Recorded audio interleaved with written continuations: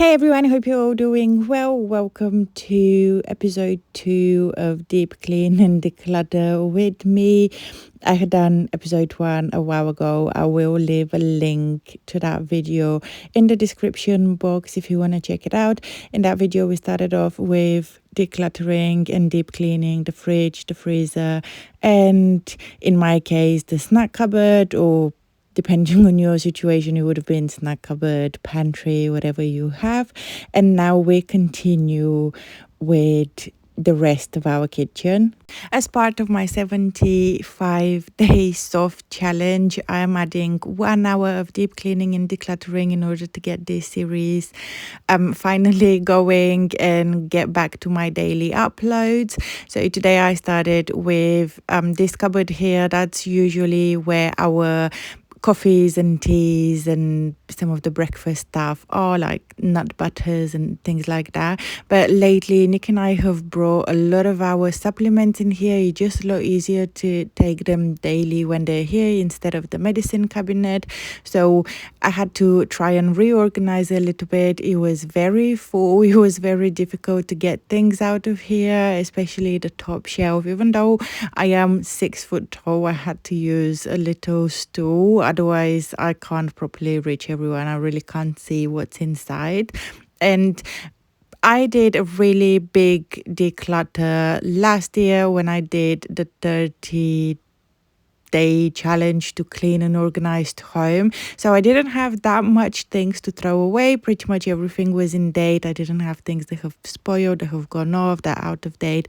There were a few, but not as bad as what I was throwing away last year. However, I did have some cups and mugs and stuff in here that the kids don't use daily. They're for slushies and just travel mugs. I decided to put them in the cupboard where the laundry area is instead and bring some of our supplements here, just to try and make my space a little bit more practical, a little bit easier to find things and not waste time looking for stuff and pulling one thing out in order to get to the next. So that's the decluttering and organizing. And in terms of the deep cleaning, for the moment I'm just properly wiping down the inside of my cupboards. They're not bad. There is just a little bit of dust fallen from either herbs or teas. You'll see the other cupboard I did next is where my spices are and some of my baking supplies. So the inside is really not that bad. I've always said that my house gets very cluttered, very messy. We have a lot of stuff, but it's usually very clean because one thing I really enjoy is deep cleaning. I don't like the whole tidying and putting things away. My brain is just like, oh, this is so pointless. But when it comes to actually deep cleaning and making everything nice and shiny, that's what I really enjoy. I actually wish sometimes that my house would get dirty so that I can really get that grimy, slimy thing that I can properly scrape and clean, and the very satisfying videos I'm pretty sure you have all come across. I kind of want that experience, but my house just never gets that dirty. And as much as I would love to, I really don't have the time, the opportunity to go and clean other people's houses. I'm so stretched thin at the moment with time, especially now with this challenge, with uploading multiple videos, with work. I am really trying to stay focused. As I said yesterday, I'm locked in, my head is in the right place. In yesterday's video, I actually forgot to mention, what was that, the mindfulness video. It doesn't matter. For the people who follow my personal journey, I've finally took a big leap and contacted my GP and reduced my medication. I was taking 30 milligrams of citalopram for the last 2 years or so, and now I finally reduced it down to 20. So I really want to keep my head busy with actual positive stuff and not allow any weird intrusive thoughts to take any of my time, or to just get the chance to nestle in my head. But yeah, I'm looking forward to slowly weaning myself off. I don't want to accept the fact that just because I am prone to going through depressive episodes. I have to be medicated for the rest of my life.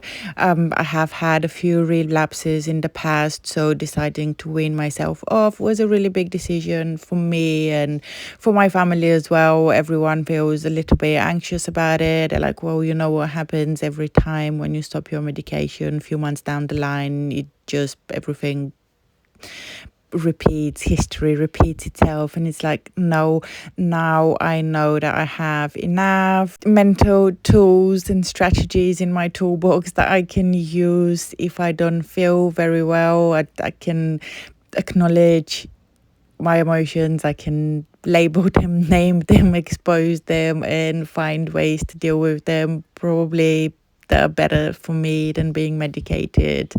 So that is a goal of mine that I have. I do want to completely wean myself off over time. And some of the advice I gave you in the first video, changing subjects again, it was that we're starting with the kitchen. One, because it's the most important room in terms of being hygienically clean. Two, because it's probably the easiest to declutter when you're starting with food, because no one really wants to eat gone off food, spoiled food, expired.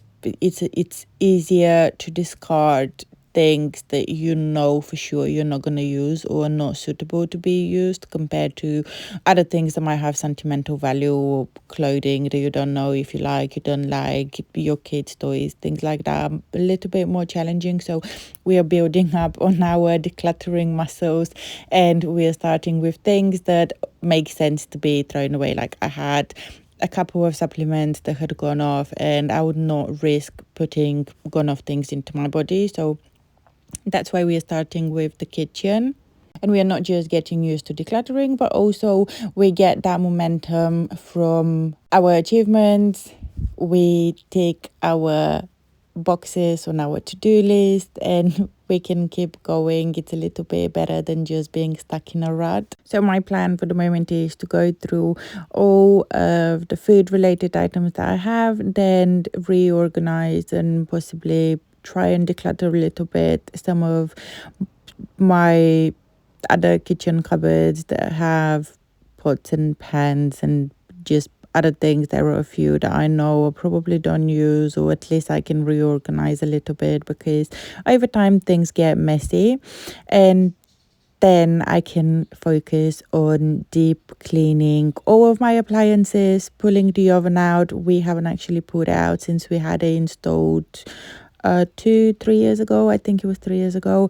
And yeah, just pulling everything out, deep cleaning the oven, the cooker, the whole cooker, the dishwasher, and deep cleaning the whole kitchen before moving on to the next room. So for the next few videos, I will be in the kitchen. And I only have about an hour or so. On some days it would probably be less than an hour. On some days, especially on the weekends, I might be able to squeeze in a little bit more than an hour. I don't know, but I'm not pushing myself too much. I can't spend the whole day on the house. As you can see, I still haven't finished the playroom. I have a ton of Christmas decorations in boxes and bags that need to go to the shed, well, because the shed has gone a bit out of control. I just haven't bothered taking them out.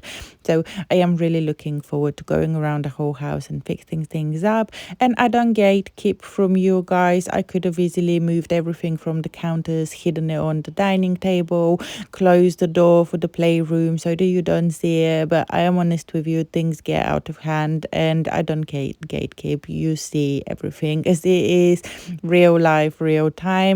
It might not be the most satisfying, aesthetically pleasing video, but I know that for a lot of mums out there, is one of the most relatable. And I hope it motivates you to tackle your own space one little bit at a time. As always, it was an absolute pleasure spending this time with you. Hope this video inspired you to do your own housework, and I look forward to seeing you in my next one. Bye.